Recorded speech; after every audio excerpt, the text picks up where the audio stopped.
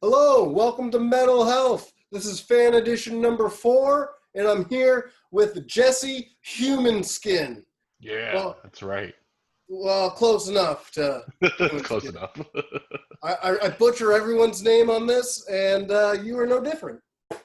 It's one letter off. I'll keep it. Cool. So you're in New York right now, is that right?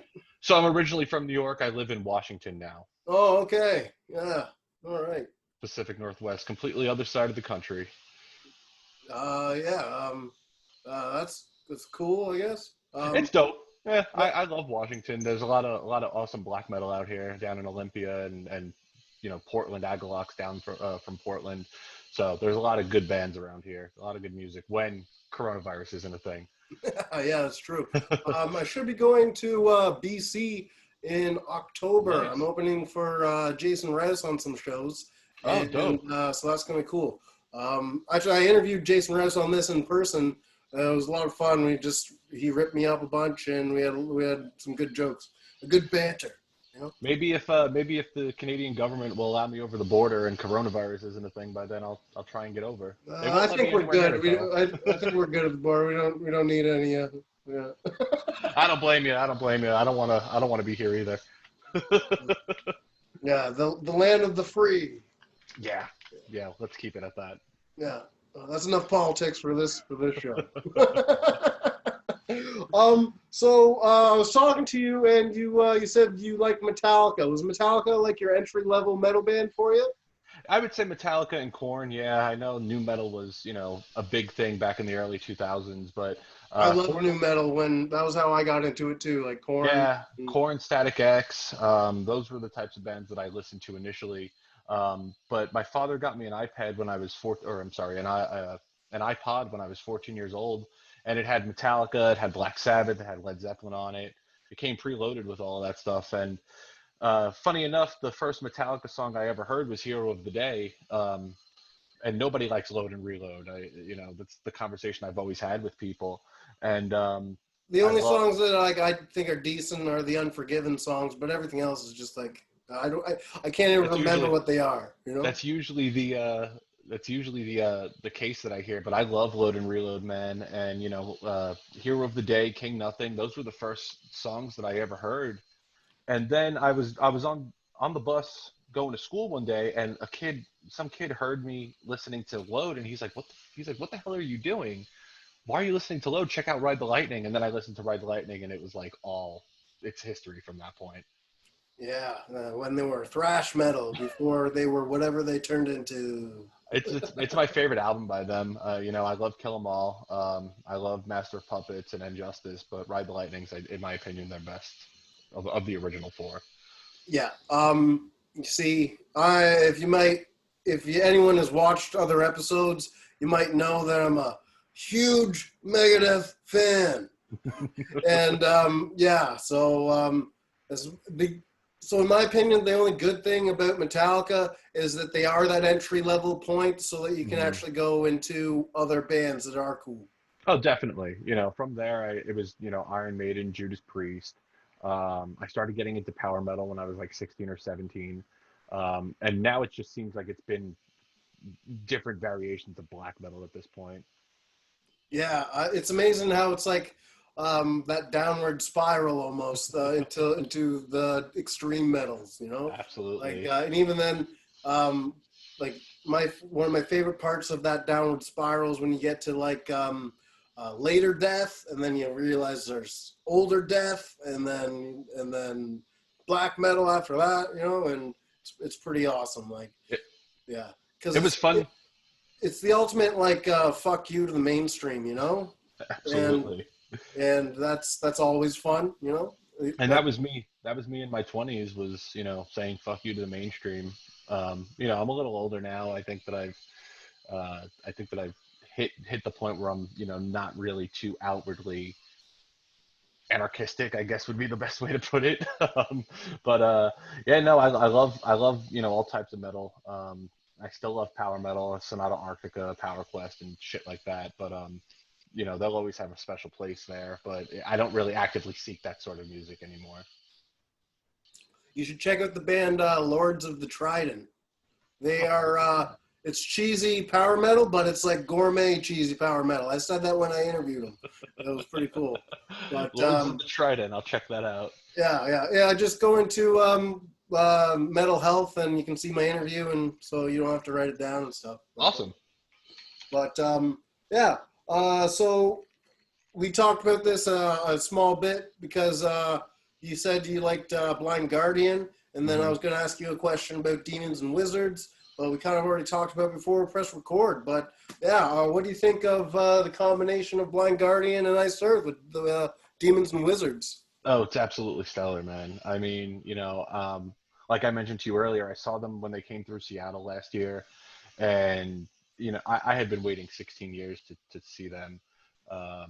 Yeah, maybe like 15 at that point. But the sound of John Schaefer, his music behind, Hansi's Hansi's vocals, absolutely killer. I thought they were fantastic live. I wish I was able to see them in New York because Barlow did "I Died for You" on the stage with them. That would have been dope. But Yeah. They're actually Schaefer and Barlow are getting together for a Christmas album. I saw that. I did see that. I'm a little intrigued by that. Let's see how that goes. Yeah, I'll probably get it, but I don't know whether I'll be proud of getting it right now. But I'll probably get it. It'll be a worthwhile investment whether you like it or not, I'm sure. Oh, yeah, exactly. Man, but I have nothing but respect for Iced Earth and the current lineup.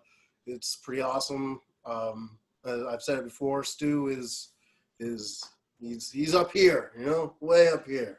He's got a remarkable voice, man. I saw him live back when I was living in New York with Iced Earth. I think that was right when Dystopia had come out.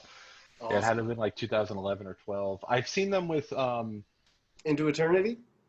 I did see him with Into Eternity. He was opening up with somebody. I don't remember what band he was opening up for. But he was absolutely fucking killer, dude. It was awesome. It's true. Yeah, like when I saw him open for Megadeth at Gigant Tour, the first one, that was huge. And then I saw them. Then I didn't really get into them because like it was the opening band. I spent all my money on Megadeth, as far as merch goes. And then I saw them open for Dream Theater, and I became a bigger fan of Into Eternity than Dream Theater at that point. But which is weird to say, but a lot of people might not like that. But that's me, and are you big into my opinion? Are you big into Dream Theater? No, I went because my buddy wanted to go, and I was gonna say I'm not into Dream Theater at all. Pardon me?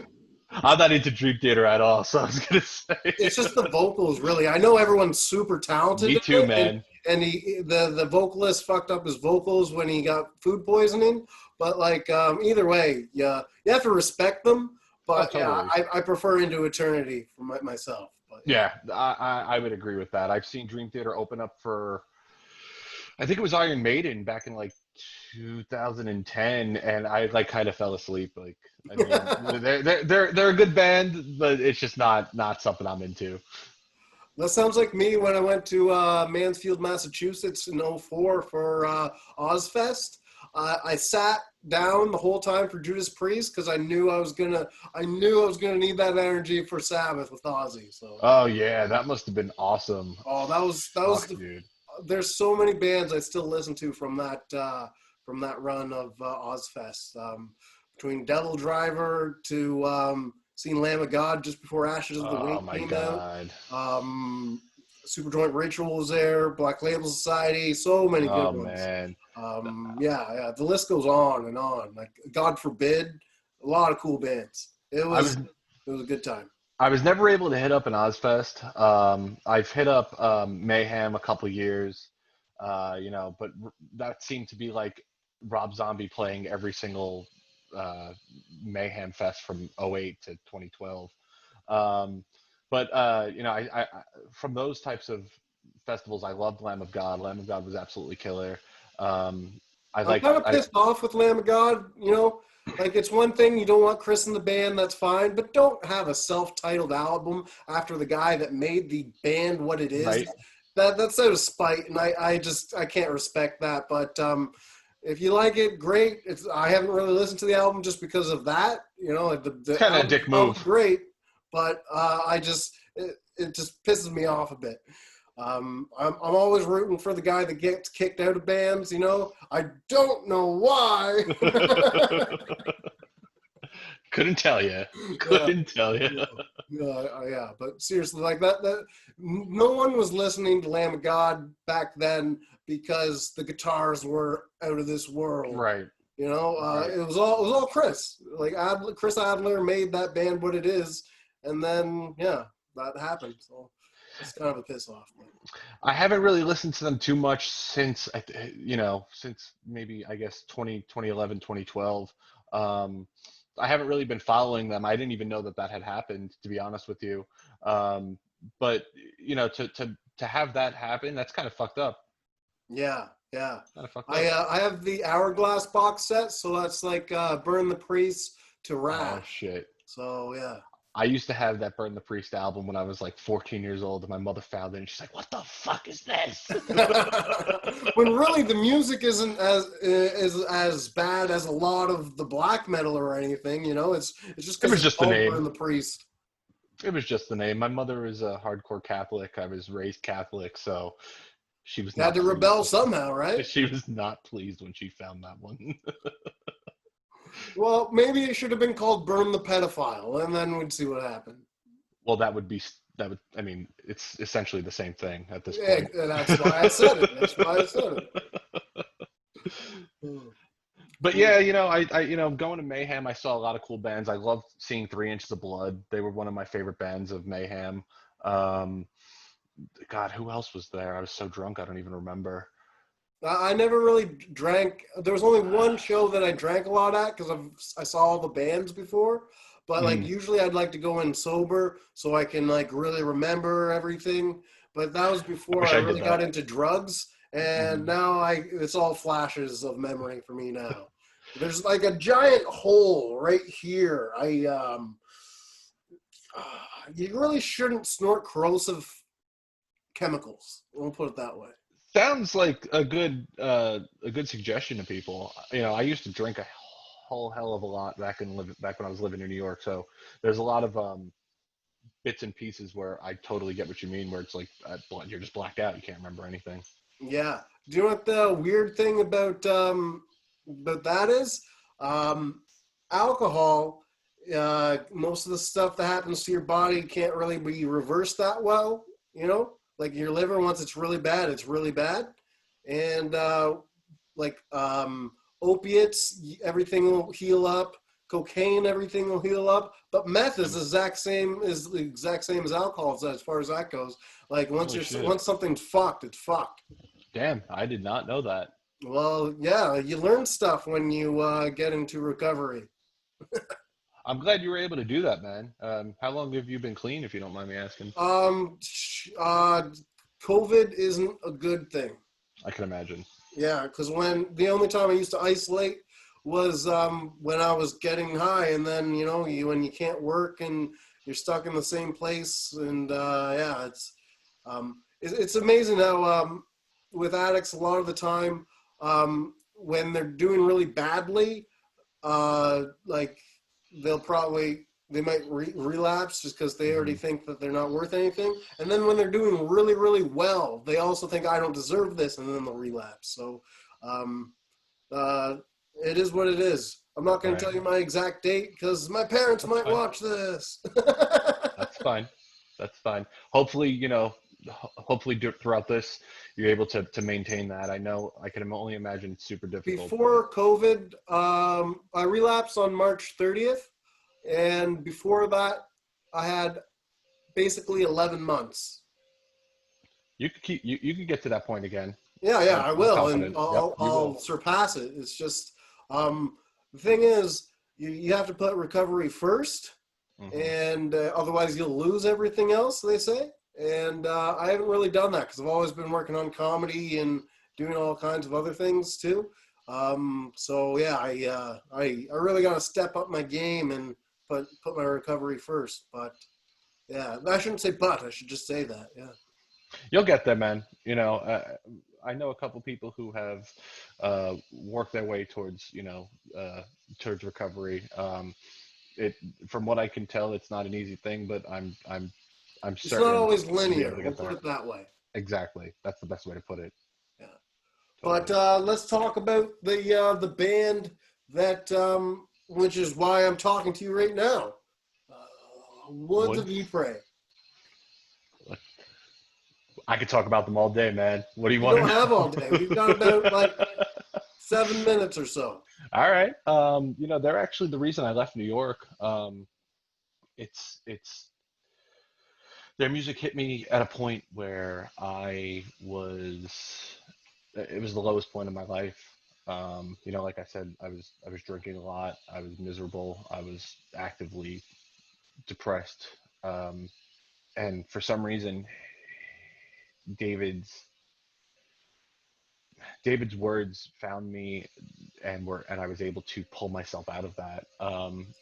Okay, sorry to stop you, but was it the one song where David was talking about how leave your hometown for at least a year and then go back if you want to? Or yeah, Yep. yeah. Now Yep. that hit me hard too. It's Yep. a big reason why I finally got out of the city I was living in and moved to Toronto, where I could actually accomplish dreams. Yeah, and Yeah. it's crazy to tell somebody that you left New York City because that's where I'm originally from is the actual city, and because that's where people flock to there. Exactly. But I ran away from it because I knew that it was just not a good place for me. And to hear, I wrote down that monologue from Into Exile by hand and put it on my wall right above my bed, so it was something that I saw every day when I woke up, and it pushed me to the point where I knew I needed to leave. I knew I needed to get the fuck out of there, and it was the best choice I ever made. I Yeah, think he saved me, I honestly. agree.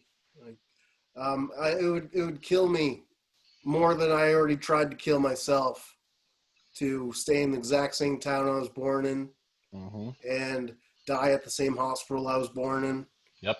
and not see any of the world. Or if I did, ooh, a 2 week vacation, like then back to the grind. Fuck that. You But know, yeah, what I I mean, what, it's okay for a lot of people. A lot of people don't have dreams or ambitions or goals, and I'm it's just not glad me. I'm not one of those people. Yeah. Where he said, as old stores will close their doors and other ones will change their names. Old friends still live their lives where I would have died of shame. I was just like, oh fuck, Exactly. that actually just So gave me much goosebumps saying good it. content with the lyrics. My favorite song is actually from the 7-inch home. Hmm. You Were the Light. That's like It's a great hands song. down my favorite. It's a great song. Like I mentioned to you, Woods 4, the Green Album is my favorite album. Every single every single song on that is perfect. Uh, God, I when I found that album on vinyl and that's in that record store in Manhattan, it was like it was dope. It was fucking awesome. Yeah, I agree. It's such a sad story too, but yeah. Truly, truly. I found them after he had died. It was literally maybe a couple months after he had died, and I got to go to a show and he jealous. was selling his merch and stuff, and it was really cool. I made a complete ass of it out of myself that whole day because like I was used to going to shows like Gigantour and stuff, and to go in this small itty bitty club where like it was just totally weird for me, Hmm. and I was young, cocky, stupid, arrogant bastard, and I was wearing my Robin Williams hoodie. So on the Hmm. front, it just says RW. And I'd go up to people and be like, hey, I've got the most metal hoodie here. And then turn around and it's Robin Williams like this. Like you laughed, exactly. Pretty brutal. Everyone laughed except for when I did it to Dave. David was just like stone cold face, and me being a little puke, I was just like, didn't have my joke. Whatever, man. It's cool. Whatever. Yeah, so it's not my biggest regret in life, but it's there. Hey man, you met him. I wish I could. I wish I could say the same. There were times where he was in Brooklyn. There's videos of him over in, I believe it was Duff's, which is one of the big metal bars in Brooklyn, and I had no idea. I had no clue he was there until well after he was gone. It is what it is. Nothing you can do about it. You find bands when you're supposed to find them. I'm confident in that. Could have been said better, in my opinion. Yeah. They really help us when we need them, and that's how the stars align sometimes. It's one of the reasons I'm 2,300 miles away from where I was born. Yep. Love it. I'm only 2 hours, but it's cool. It's a 5-6 hour plane ride. It's not too bad. Not too bad. Is there anything you want to plug or talk about before we finish up here? So I'm not in a band. I'm not musically inclined. But I do have a friend's band. They're back in New York City. They're thrash metal. Their name is Sanitarius. I could give you a link if you'd like to post it. They have one album out right now on Spotify that's really dope. I would highly recommend anybody checking this out to listen to them. You already told me about them, and I did check them out, and I really enjoyed it. Like right off the bat, it's really cool. From the song I listened to, the only thing I would have to get used to is the vocals, but that's like with every band, So I think so. Yeah, yeah. I've known those guys for a long time. I've watched them play live. I went over to Europe with them while they were doing a little bit of a European leg tour. Killer dudes, and couldn't recommend them anymore. That's great. I might be going to Norway in April for the Inferno Festival. That'll be dope. That was one of the places we went to. It was an awesome spot. Hopefully I'll get back out there soon. I might be opening for Jason Rouse there, so Hell dreams yeah. come true. Hell yeah, man. I hope that happens for you. Yeah, I do too. I just gotta hope that they're. Well, I don't want to get into politics, so yeah. Let's not, please. Exactly. Let's keep it metal. All right. Thank you very much, Jesse. Man, Human Skin. Human Skin. That's right. Thanks for being on Metal Health Fan Edition. Hey, Robbie. Yeah, thank you, sir. I appreciate it.